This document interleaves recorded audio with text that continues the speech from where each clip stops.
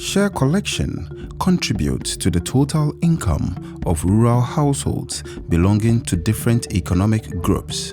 Also, it quantifies the involvement of women in shea nuts, fruit collection, and processing.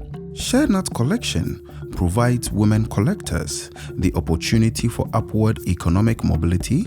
Women account for 90% of shea nut collection and are at the lowest end of the value chain. In Africa, the unique experience of each of the 16 million rural women who make a living from shea nuts inspires us more and more every day. Shea is an important crop both economically and socially. It employs 4 million women for export and generates approximately 600 million USD a year in income at the community level in West Africa. At the household level, shea accounts for up to 12% of household income and up to 32% of cash available, which is earned during the lean season. Moreover, shea nut collection and processing were found to provide a valuable source of cash income to female household members who otherwise have very few income possibilities. Shea nut collection provides economic resilience in terms of income, assets, and savings. That is social resilience in the form of women decision makeup at home. It also provides employment, medicinal benefits, and nutrition. Shea is crucial for rural women families and their livelihoods and for their generation.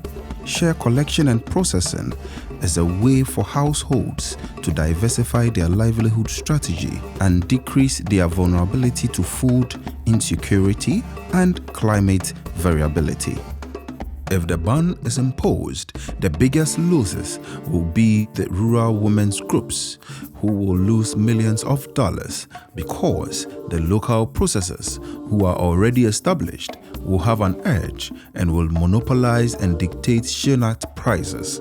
Thus, the shea nut prices can drastically come down to even half of the existing market prices. So, if Ghana's shea nut export value amounts to be 237 million US dollars, then the rural woman will be losing 100 million US dollars per season due to export ban.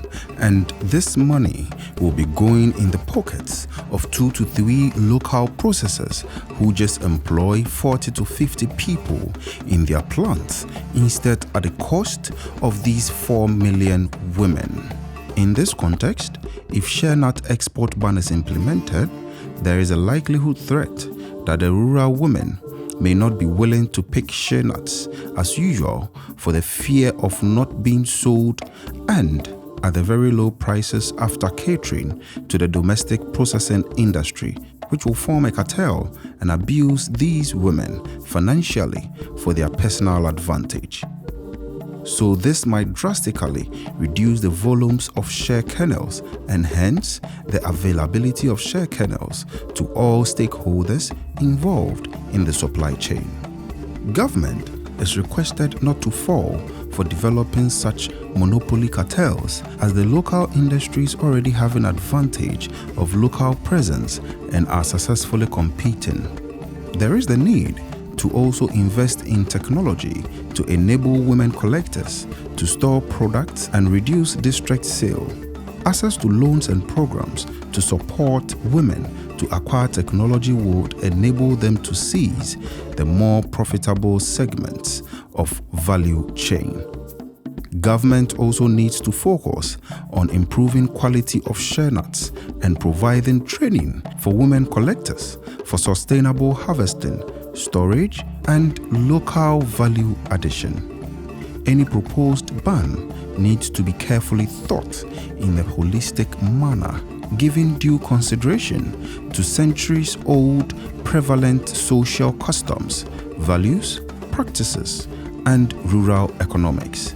And in doing so, the commercial interests should be last priority, which is benefiting to 2 to 3 local processors in creating abusive monopoly.